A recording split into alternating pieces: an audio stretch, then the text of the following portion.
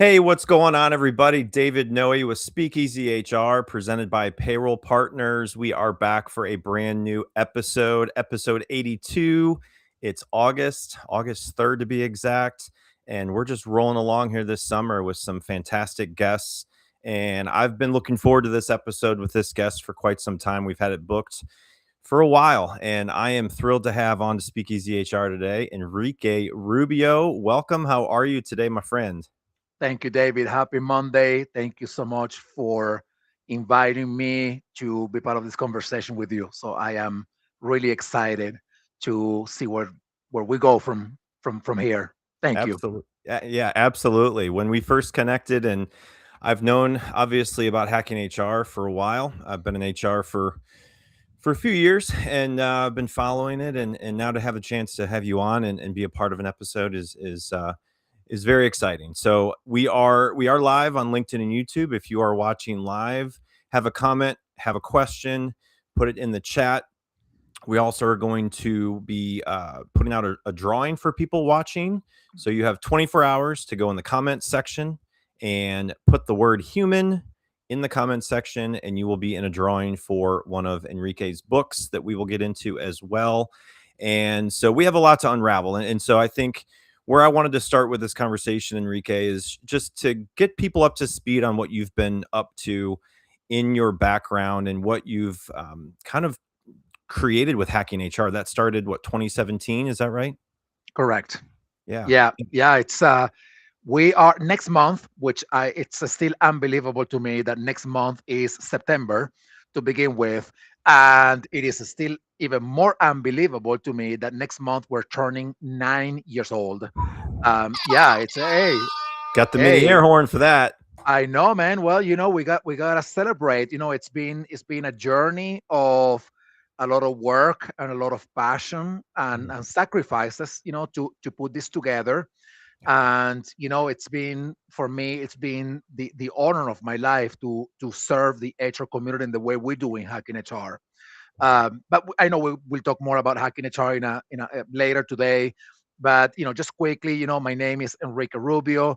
I am originally from Venezuela. I've been in the U.S. For the past 16 years of my life, living in what I consider to be the most beautiful city that I have ever been in my life, which is Flagstaff, Arizona. A beautiful town up in the mountains of Arizona. And from here, remotely from my home office, I manage this entire hacking HR operation. And I've been doing so for the past 6 years since living here in Flagstaff. And my background, I come from the world of technology. I am an electronic engineer by academic training. I spent about 10 years of my life working as an electronic engineer in telecommunications. And then I decided that I wanted to do something else. And I did my master's degree in public administration with a focus on HR. And this was back in 2011. And ever since, I've been in the world of HR as a consultant, in corporate HR, as a community builder, facilitator, and whatnot.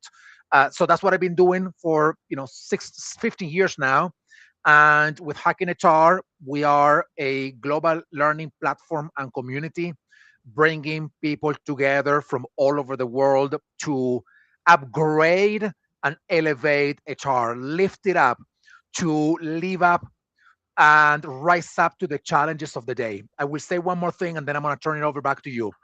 Um, I do believe, and I have an unwavering belief in the power of HR to be the trailblazer leading people, organizations, and leaders forward into the future of work.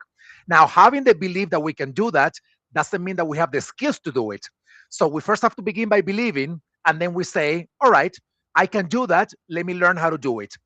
And I do believe that HR is sitting at a fantastic intersection, which is understanding, for the most part, how businesses operate and understanding, for the most part, how people operate. And if you add now AI on top of that, if we learn how AI operates, then we are sitting at an intersection that not too many people are sitting at. So that gives us a vantage point that is unique and it's phenomenal and it's powerful. And I do believe if we start closing the loops and closing the gaps, we are going to be able to lead HR to lead the world and to lead workplaces and organizations and people forward into the future. That's what I believe in, and I have spent the last 9 years of my life building, making people have the same belief that as I do in HR, and number two, building the capabilities for them to be able to do so. So that's a little bit about me and a little bit about hacking HR. Ooh, love that. I love that. Yeah, I hats off to you and all the accomplishments you've done with 9 years of hacking HR, and just excited for what's to come. And so the recent books that you have written on AI, and that's what we're going to be kind of uncovering a little bit, and how it intersects with HR. So these both came out what, in June? These two books, Yes, correct? Okay. yes. Yeah, absolutely. So you've got a couple of books out there. So again, this is a way for people who may not be able to watch this whole episode live. It'll be on demand, obviously, after the recording, but you have 24 hours to put in the comment section human, and you can go into a drawing for a copy of the book. So um, shifting back to this screen here. So Enrique, so you've been around a lot of people in HR, and you've kind of seen how the industry has evolved. In your career, what's been the biggest piece of advice you've ever received? You know, I always think about that because there are so many people who have said things to me. But there's one that I will never forget from a boss who I didn't like that much, by the way. But you always learn something from everybody, right? Even the people that you don't necessarily like working with, or that you don't see eye to eye. But this boss said to me, because I tend to move really fast. The same way I speak is the way I move in life. My wife is always complaining, and not complaining, and telling me, like, you know just take your time and breathe. I want you to live more years, I want you to live longer. But you're always going so fast with everything. So this boss told me once, not everybody can go at your speed. So you're gonna have to understand that. That doesn't mean that you have to slow down. It just means that you have to understand the speed at which people move. And that stuck in my mind, because I have been trying for a long time to build a different kind of HR. And the time that HR has not been this is so much longer than the time we've been trying to build a different kind of HR, that to remove that inertia requires us to first slow down and stop the snowball that has been snowballing down a cliff, to then move it in a different direction. So it is not enough for me to say you got to believe that you can be the trailblazer leading people, organizations, and leaders forward into the future of work. It means that I first need to stop HR from thinking and believing that all they do is back office stuff, transactional stuff, administration stuff. And that's the way traditional HR was created. And it's been around like that for 100 years. So I got to stop that snowball effect. I got to stop that inertia. And once I stop it, then we got to move it in a different direction. So I have to be okay with the fact that the snowball has its own reality. It has its own physics to it. And I can't just my wishful thinking of, oh, I wish everybody in the chart would think this way. That doesn't change the snowball effect. It doesn't change the inertia of that snowball. So I have to just be patient, that things are happening, that Yep. we're building things, but they take time. So I always go back to that reference from this boss that I had. By the way, I Oh, know that this is a flash round, and I am taking like a half an hour to respond to each of the fast questions. oh no, we haven't even started that yet. You Oh, are okay, good to okay. go. You are good to go. So yeah, I'm always curious what people respond with on the biggest piece of advice, because I've started asking that over the last 6 months, and it's just fascinating to hear what people say and who What is your inspired them. biggest piece of advice? What is the one that you have received? It's what this podcast is. It's be authentic. Mm, To be authentic will really show people your true self, and you'll mm, gain people's trust. You'll show empathy, and it just helps with that human connection. So yeah. Oh, I love that. that's it. All right, so now Good we're going to one. shift gears. You knew about you knew about this right before we started, so we're going to shift gears to the world famous envelope icebreaker.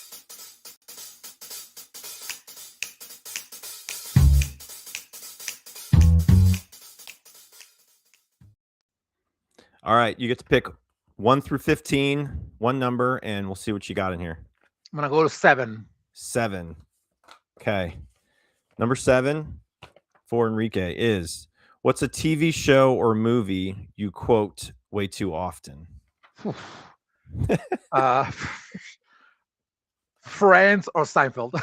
Yeah, yeah. Oh my gosh! I mean, I have watched those shows like a million times. Oh, Those two, I'm gonna say those classics. two classics. And I have a very, I work in HR, which is a contradiction with my personal life sometimes because I have a very dark, sarcastic sense of humor, and so it's like I need to quote those shows. Yeah, So yeah, yeah. those are the ones that I Absolutely. quote the most, especially Have, because I like to be funny too. oh So yeah. yeah. Have you watched Kirby Enthusiasm? I have, Yeah. obviously. Yeah. Oh, Oh my gosh, Larry so David is phenomenal. so good. So good. Yeah. All right. Well, we are live on LinkedIn and YouTube. We are here for you to learn from Enrique. I've got questions for him, but if you have a question, throw it in the chat. Would love to hear from you if it's a question on HR and what we're going to dive into here. So, just a couple of words from our sponsor, Payroll Partners, and then we're going to get into this topic. So, hang tight for 1 minute. Finding a new employee takes time and money. For one position on a single job board, you could easily spend a minimum of $5 to $10 a day advertising a job post. It's worth noting that the average time it takes to hire a new employee is 36 days. However, it can take longer than that. You could find yourself paying hundreds of dollars a month for a single job board. And if you're using multiple job boards for multiple positions, this could add up to thousands of dollars a month. There is a much simpler and more affordable way of finding the right candidate. At Payroll Partners, we offer an applicant tracking system to help manage your hiring process. Our ATS is customizable, allowing you to decide which days you want to run the job and when to close it so you don't break the bank. And this feature lets you e-blast your network, posting jobs on multiple boards at once, all managed in one location. Payroll Partners, elevating your payroll and HR experience.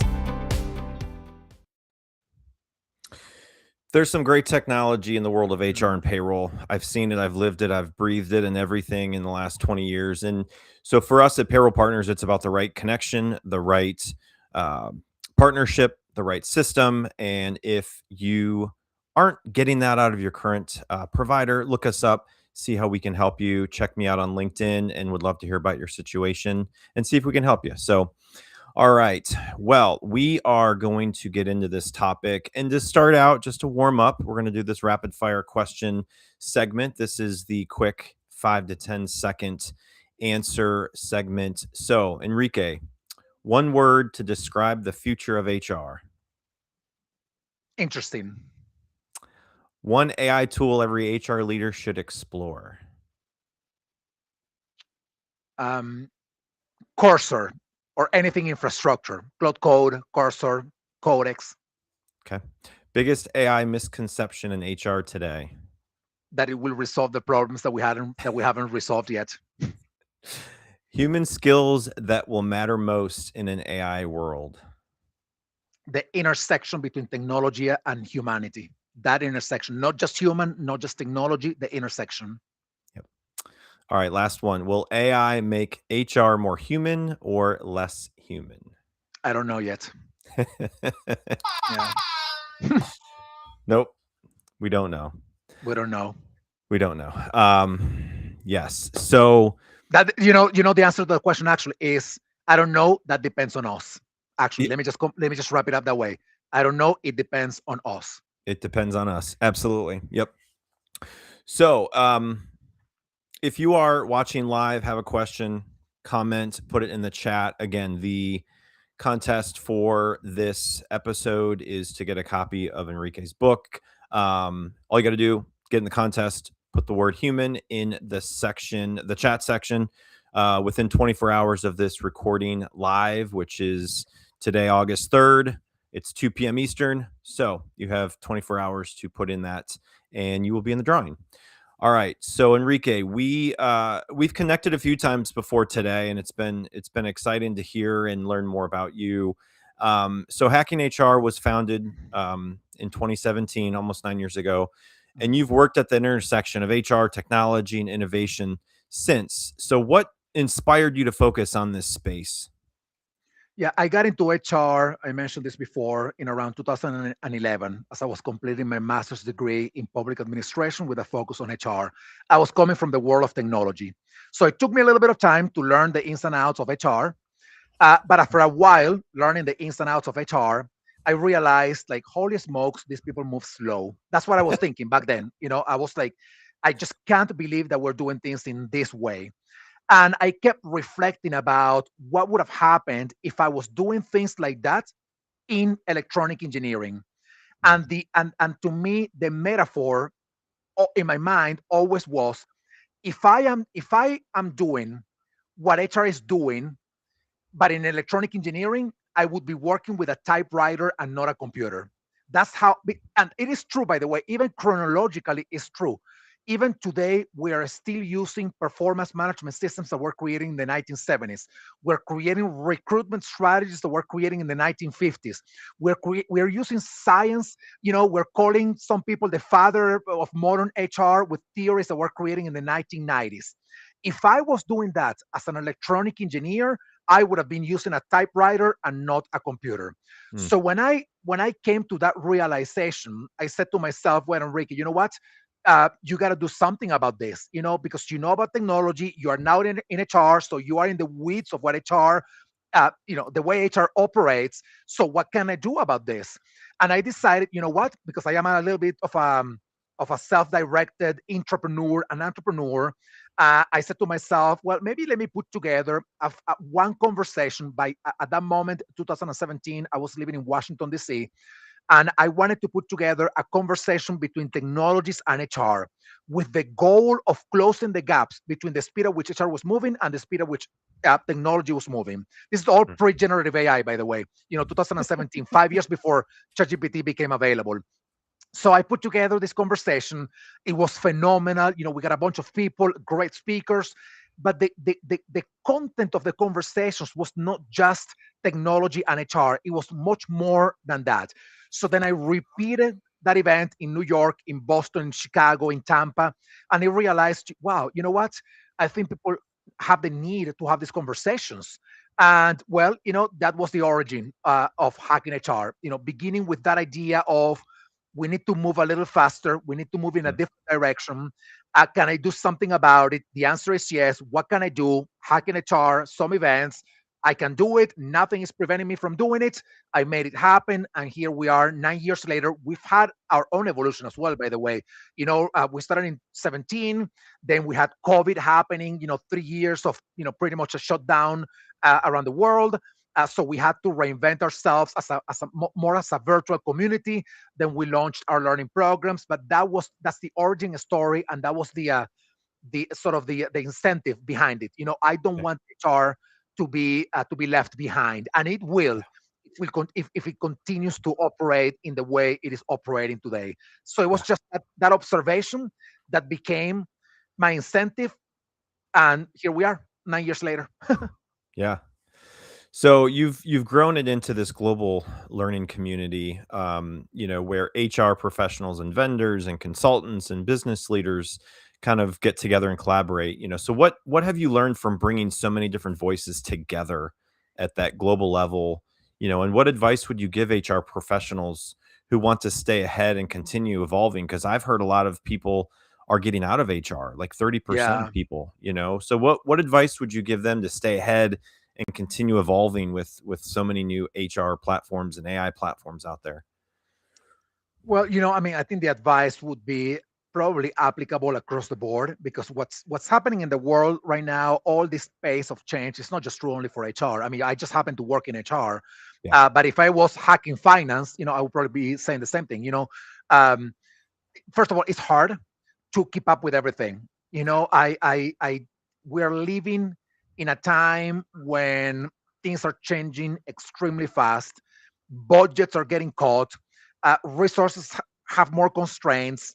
As I mentioned before, the speed of change is massive, and we're being asked to do a lot more with less. So this is incredibly overwhelming, right?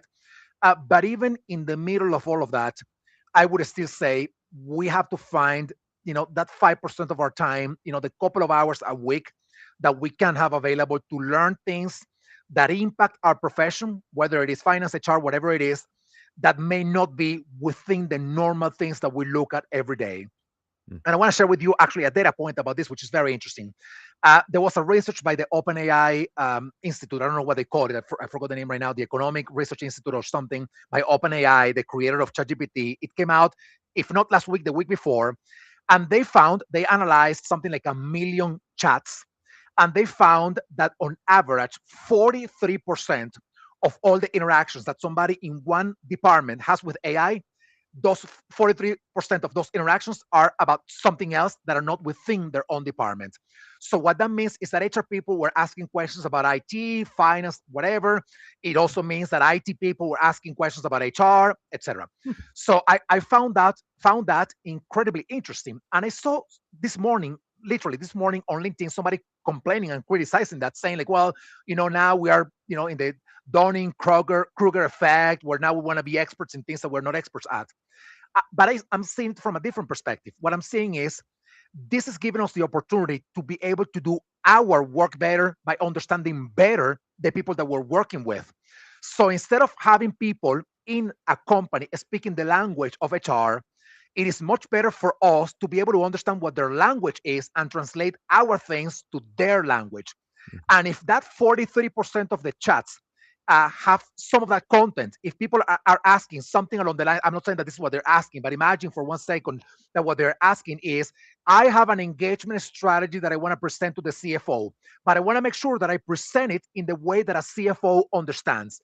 That to me is so much more powerful than us in HR being great at creating engagement strategies. You know what I'm saying? Yeah. So that's the advice that I would give anybody in any profession. Take that Mm. 5% of your time and learn things that would not be traditional within your current sphere of work. Because those things, when you connect the dots with them, you will be creating the kind of value that somebody only inside or outside your sphere of influence will not be able to create. That's Mm. why I said before, HR is sitting at a phenomenal intersection: people operations, AI strategy, business operations. But we need to connect the dots. And to connect the dots, we need much more than just understanding people operations. We need to understand, again, AI strategy and business strategy, and then connect the dots. So Mm. if anybody works in marketing, if anybody works in IT, whatever you work, the advice is the same. If you work in IT, learn about HR. If you work in sales, learn about marketing or IT. If you work in marketing, learn about engineering. I'm not asking you to become an expert in those fields. I'm asking you to have the basic understanding of what it is that they do, because then you're going to find an intersection, a connecting point that only you can see, because only you are understanding these two areas of work. So Mm. that, David, is my advice for HR and across the board as well. I hope every HR professional listens to that, because that was I've been phenomenal. sa- I've been saying this for 9 years, by the way. This is not new right now. You go back to podcast interviews, events, recordings of things that I have said in the past, and I have said the same thing every time somebody has asked me or had asked me, what do you think HR people need to remain relevant in the future? I always said the same thing. You have to learn things that are outside of HR. And I wasn't Mm. just referring to technology, by the way. I was referring to, P&L. I mean, how many people understand P&L today, and how many people are capable of understanding what they do in HR with the P&L of their organizations? I bet that is, 1% of the people, if maybe 2%, Yeah. right? So if we don't understand the basics of how our work impacts the long-term sustainability strategy, profitability, or impact of a company, how can we claim that we're doing something meaningful in the Mm. organization, right? Yep. So even going from the very basic to more meaningful things, you need to learn things that are outside of your sphere of influence. Yeah. So let's shift gears a little bit about really something that I think HR plays a significant role in, and it's more of the human connection within an organization. So, how can HR leaders embrace AI while still protecting that human connection that makes the employee experience positive and makes it possible? A good question. And maybe I will begin by saying that, I mean, one thing that I have learned to do may not be the best way to do it. Is create a sense of urgency and reality of what is happening right now in the workplace, right? So I'm going to use another example, and then I'm going to come back to your question. So when people ask me questions like, do you think that just by being more human, we're going to be able to preserve our jobs in the age of AI? The answer to that is no. That's not enough. So if you hear from others, which I continue to see on LinkedIn, a bunch of people saying like, learn how to be a better, more empathetic and more curious, and have better critical thinking, and then you can beat AI. You won't. You can't beat AI. This idea of another human using AI, will beat the person who doesn't use AI. That is not true. And we've seen that this year in the massive layoffs that we've seen in the technology sector, where they are letting people go who were using AI already and they were still let go. So the reason why I'm using this example is to say, we have to have a sense of urgency that whether we want it or not, the advancement of AI is inevitable, but the consequences are not. The consequences are more depend much more on the way we influence and steer the progress of AI. AI will continue advancing. What we do with it now depends on us. So let me bring that back to your question. What does HR do with AI? So let's just begin, by saying that, using very mundane example. Just bring your team together and map out everything that you do, and you're going to do it in two different ways. Take a process, whatever you do, put it on paper, and list all the activities that you love doing about that process and all the activities that you hate doing about that process, because maybe they are repetitive, they have no meaning to them because they are transactional or administrative, but you still have to do them, right? So you map them out. Then think, how can I, this is very simple, by the way, how can I use AI to take over the things that I don't want to do, but I have to do them today because, well, I don't have any option. How can I use AI to take over these functions so that I can take back that time to do more of what I love? So what that's going to allow you to do is a little exercise of process transformation, a very basic exercise of process transformation, embedding AI as a capability in your process. You take something that you currently do, you list all the things that you love doing, and whether as a human or with AI, and then you list all the things of that process that you hate doing. And the things that you hate doing, for whatever reason it is, then see how AI can help you do them so that you can do more of the things that you love. One example of this, there are low hanging fruits, right? There are many functions or many processes in HR that require a lot of automated communication, whether it is recruitment, onboarding, engagement, learning programs, etc. So imagine for 1 second that there's one process that has only two components. And this is not true, by the way, but let's imagine for one moment that there is a process that only has two components. One component is chatting with people to understand them better so that you can serve them better. And the other process is communicating with them via email to send them updates. I'm making it up right now, right? If that is your process and you spend, which probably you do, 75% of the time in the communications via email and only 25% of the time in the conversations with them, and in the communications via email, you can use AI to automate part of that to give you back, say, another 25%, meaning, say, another couple of hours a week. I take it. If AI can do that better, faster, more efficiently than I do, and I don't have to do that boring part of my work, and that gives me 2 hours back to do more engaging, meaningful conversations, I take it. So Mm. begin there. Begin with the simple things, the things that paying your company, the things that paying you in HR, the things that are boring, annoying, meaningless, and that way you begin a little bit of a process of process transformation. Obviously from there you go into a more developed approach. I will begin there, David. That's what I would tell HR leaders to do. You can lead the Great. way doing this, by the way. And one thing that is very interesting is that you can do this not just for HR. You can help others do this in their own functions as well, in Oh yeah. IT, in finance, whatever. Oh That's yeah. what I mean by taking a leadership role, right? That's what I mean by becoming the trailblazer. Begin small, grow from there, have some quick wins that you can show value very quickly, accurate and reliable value, by the way, and scalable value. And then you go to the next thing, and then you go to the next thing until you are in a place where you can now start talking about business transformation and not just a small process transformation. That would Mm, be my approach. That would be my recommendation. absolutely. So there's a lot of fear out there about AI will replace jobs and where and when. So how Mhm. should HR leaders think about AI as an opportunity rather than a threat? Well, AI will replace jobs. That, I mean, that's there's no doubt about that. And there can't be any doubt about that because there's not one single technological revolution in the history of humanity that has not replaced jobs.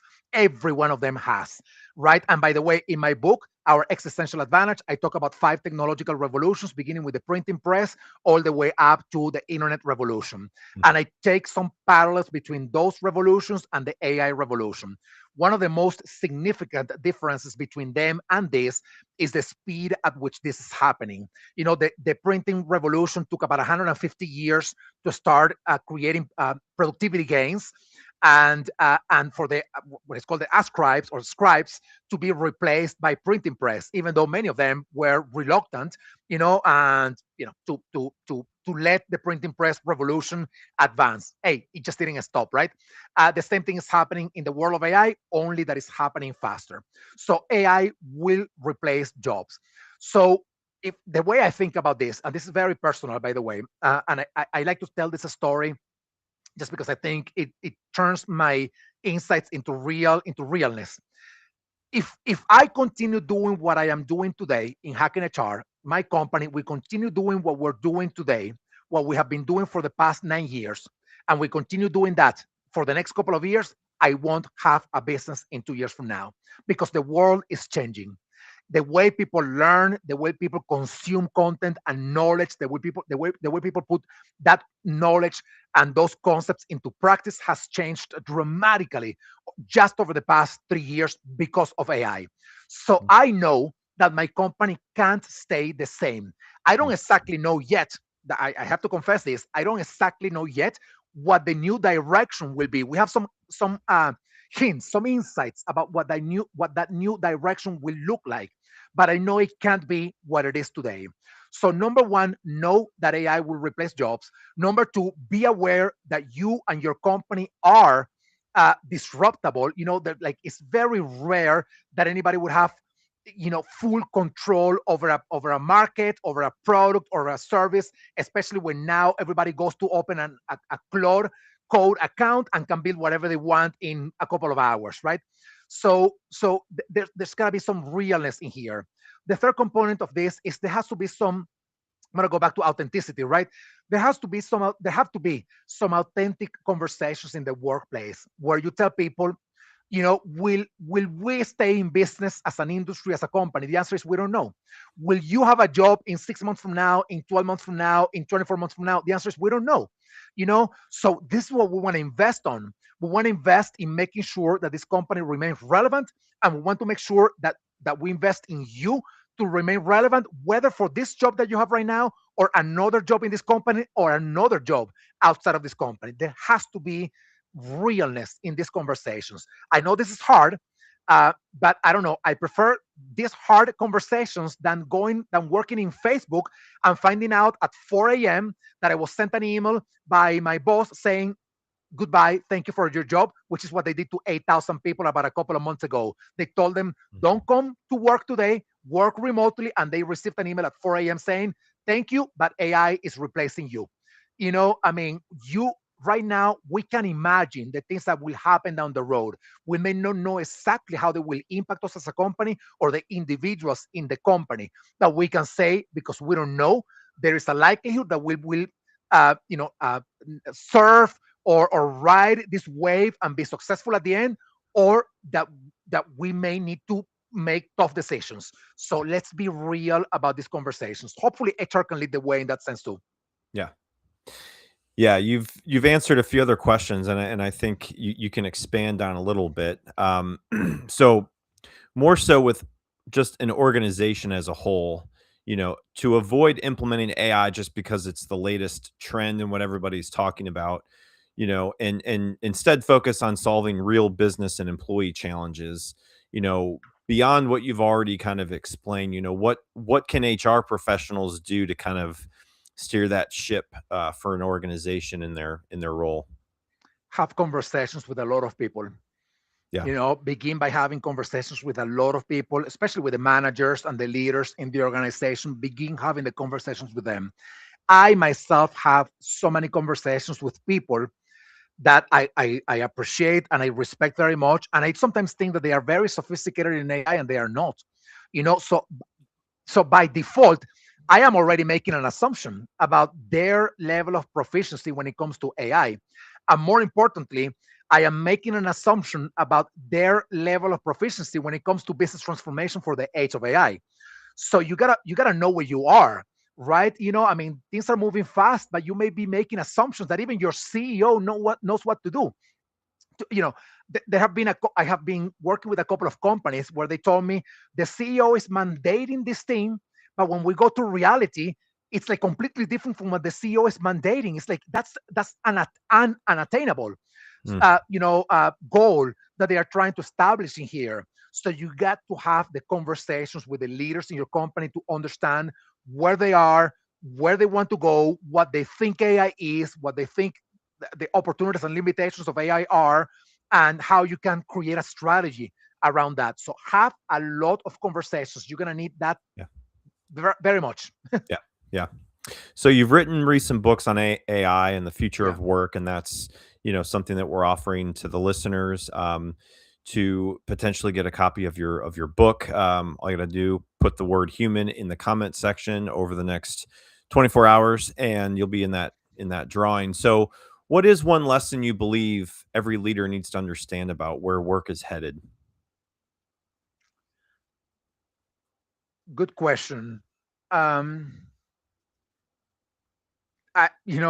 it's just very difficult to respond to that question because I mean, this idea, like, you have guys like Elon Musk who has been wrong about pretty much everything he has said about everything, um, in very nefarious ways, by the way.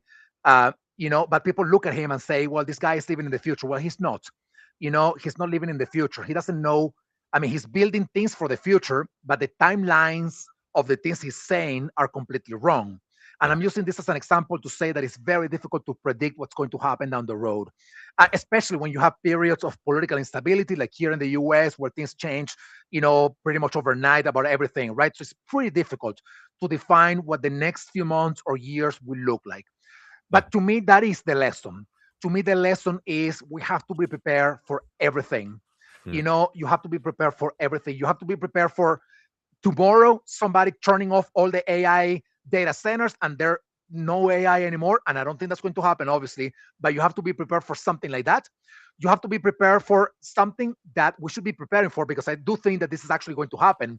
A lot of companies are building massive amounts of infrastructure on top of AI because Mhm. the tokens that we are using for AI right now are heavily subsidized Mm. because all of these companies, they don't care going, losing money to like all companies that begin their journey, they lose money until they don't lose money anymore. So right now we're building massive technology infrastructure on tokens that eventually we're going to have to pay more for. And when we start paying more for, what's going to happen is that we will find out that we can't afford that, or that we ended up replacing humans, which were better than the cost and the efficiency of AI. So we have to be prepared for that too, or we have to be prepared for the future where AI does everything, and all we gotta do is just see what AI is building and say, "Oh yeah, good job." I don't know if that's going to happen, and I hope not, Yeah. but we Yeah. have to be prepared for a future like that. So to me, the name of Yeah. the game here is adaptability, preparedness, flexibility, because we're going to need a lot of that. Mm. But I'm going to add a second component to this, right? One thing is being adaptable, and a different thing is believing that things that we think are unbelievable will actually happen. Yeah. And I want to give you one example of this. You know BlackBerry. Of course, Oh, and yeah. I'm going to imagine that most people here know about BlackBerry. Where does anybody have any BlackBerry anymore? Probably not. I don't think anybody has a BlackBerry anywhere in the world except for a vintage, you know, um, window thing, where you can sit and you say, "Oh my gosh, look at what life looked like in the early 2000s, right, or in the mid 2000s." Why am I bringing up BlackBerry to this conversation? Very interesting. When the iPhone came out in 2007, the Microsoft and the creators of BlackBerry, Research in Motion, they Both of these companies, Steve Ballmer has a phenomenal interview saying, I don't think people will want to use phones that don't have a keyboard. I think people love using keyboards. They won't interact with a touch screen. So I don't think the iPhone will become anything. The people from Research in Motion, many of them, except some very a small layer of leaders, they also didn't think that iPhone was going to do anything to their company. And at that moment, uh, Research in Motion had almost all of the market of smartphones in the world. So 2007, the iPhone comes out. In 2008, Research in Motion, BlackBerry, made more money than in 2007. In 2009, they made more money than 2008 and 2007. In 2010, the same thing happened. So these people are like, see, we were right. We are safe. Nothing is going to happen to us. But then things change. In 2011 and 12, the line starts to come down and down and down. And they are nowhere to be found right now. And Apple became again recently the most valuable company in the world. Mm. So what is the story here? These people didn't believe that something like an iPhone could disrupt their business. So even if they were flexible, which they were, even if they were innovative, which they were, even if they were adaptable, which they were, if you don't believe that something like that can happen to you and disrupt your business, adaptability, flexibility, innovation don't matter at all. Yeah. And Yeah. another great example of this is Kodak. Kodak, what is Kodak today? Like Kodak owned something like 90% of the film photography market and something like 85% of the film photography camera market. This was back in the 1970s. This was the most innovative company in the world. Everybody loved Kodak. So they invented digital photography in the 1970s. And the executives at Kodak said, cute, let's patent that technology. I don't think it's going to do anything to us. Well, they were wrong. So they were the most innovative company in the world, but they didn't believe that the very technology they invented was going to disrupt their own business. So, David, all of this to say in very simple terms, you have to be adaptable, you have to be flexible, you have to be innovative, but you have to believe that some things could happen to you, even if you feel 100% safe that they won't. Yeah. Yeah. Yeah. It is a fascinating time to be in work in HR. And I want you to speak to the young professionals that have entered the workforce primarily in an HR capacity. They've Mm. maybe gone to school, gotten certified, or a degree in human resources. What advice would you give some of those younger professionals, or people that are just entering the profession in human resources?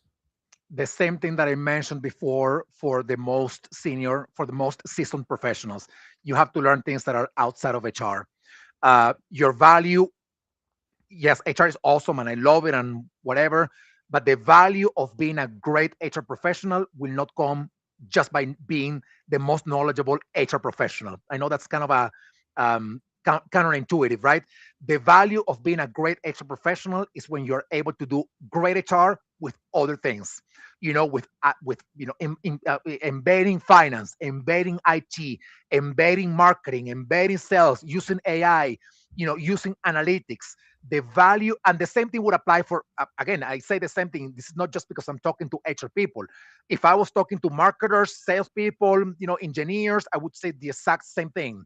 Yeah. The greatest value of you as a professional in any field comes from what you know about that field and how well you can connect with the rest of everything that impacts an organization. Yeah. I am not trying to imply that you have to be, as an HR professional, that you have to be an expert in finance. That's not what I'm trying to say. You have to know enough about finance so that you, as an HR professional, you can serve finance, you can connect the dots and create more value. So Mm. that to me would be the advice that I would give to younger professionals.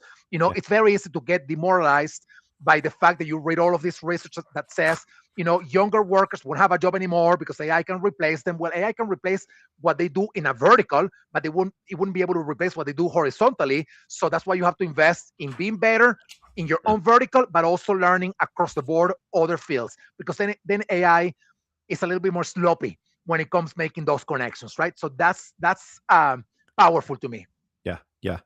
So thinking of like an HR generalist that gets involved in the recruiting cycle, the onboarding, the employee experience, the employee relations, all of the different facets in HR that a lot of people have to experience on a day to day, schedule and in their job. Where do you see the most opportunity for someone to use the AI technology that's out there today? Everything that is transactional, everything that is transactional. Yeah. And I go back to the same example before. Take your processes, put them down on a design board. Begin with the simplest of things, which is map out the great stuff about a process, map out the boring stuff about a process. Think about the AI tools available and what you can automate with AI from the boring stuff so that you Yeah. can do more of the meaningful stuff. That is a Yeah. very simple process that you can start pretty much right now. Yeah. So within Hacking HR, tons of programs you offer, boot camps, AI Academy. Tell us about, what you are offering HR professionals if they have not been able to go out there and kind of take a look at it. Yeah, well, we offer certificate programs, micro certificate programs, mini master programs, boot camps on a number of topics, and a lot of them are on AI. The ones on AI I deliver myself, and they are for all levels. We have from the very basic AI essentials to strategic AI leadership, which is my most advanced program, and the one that I use to create all the content for my book, Our Existential Advantage. So you have everything on the spectrum of all AI things. Just Yeah. go to hackinaturallab.io and you will see in there everything that we're doing. That's our website. So you can take a look in there at everything that we're doing. So, speaking to the people out there who have not used AI a lot, because every time I go to a conference and people are like, all right, show of hands, who's, an expert in AI, they've used it for over a year and so on. And then there's a lot of people that I don't ever use it really yet. Right. So, and I've heard people say, well, I'm going to go to ChatGPT and it'll tell me how to terminate an employee or, you know, like what are some of the, risks that people are experiencing or that you have heard about when it comes to instead of having an HR professional expert handle some HR functions, where have they gone wrong? Well, it's not just being the expert in something. If you use AI and you blindly trust what AI is telling you, that's already doesn't matter if you're an expert on AI or if you're an expert on whatever it is that you do. That alone is a mistake, right?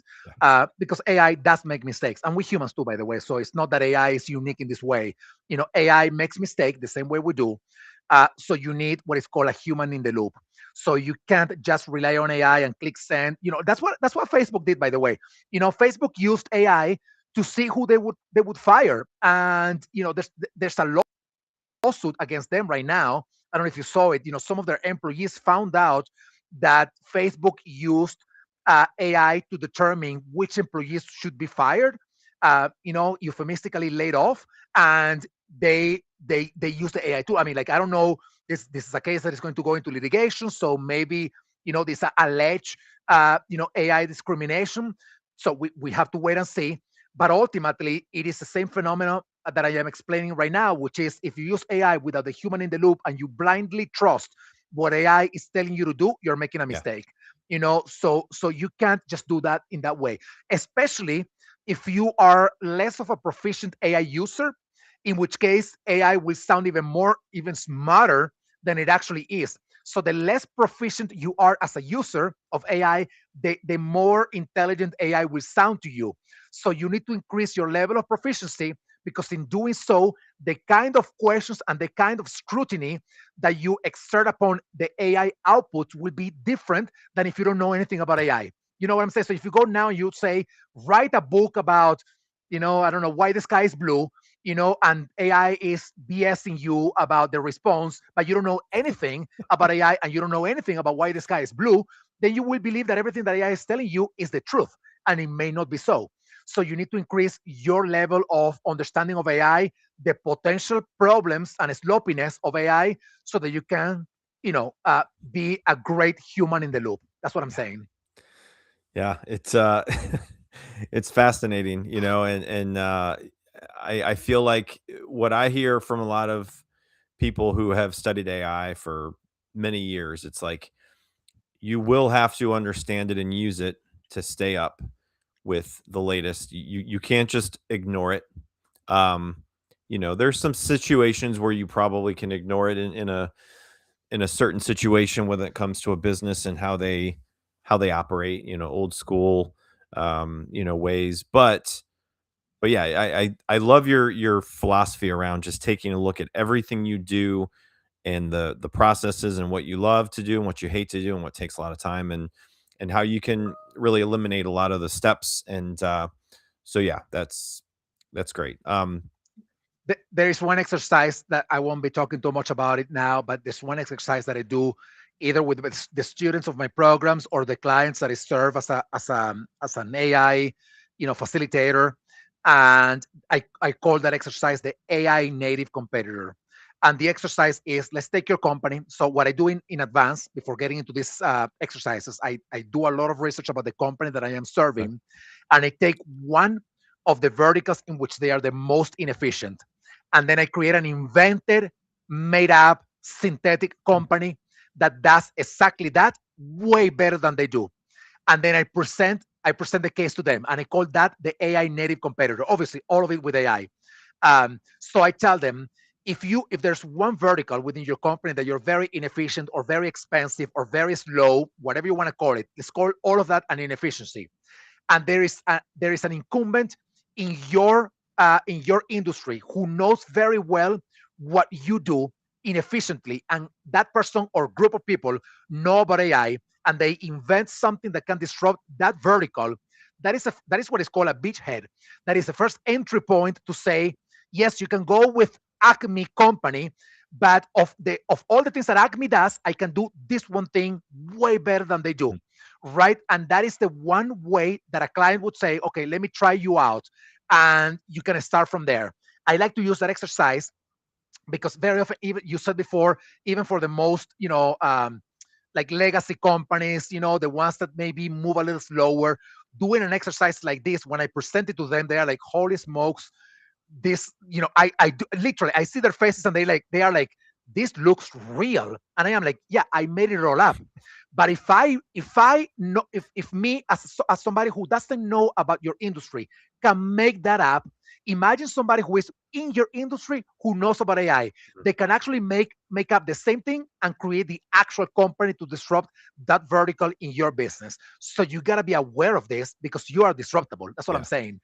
So anyway, that exercise is really, like it's like a wake up Yeah. call, so to speak, for people who don't believe that AI can disrupt Whew. them. Yeah. I bet that is fascinating. All right. So as we wrap up, Enrique, one more question for you. Fast forward 5 years, it's 2031. What will the best Hmm. HR organizations be doing differently because of AI? And what should HR leaders start doing today to prepare?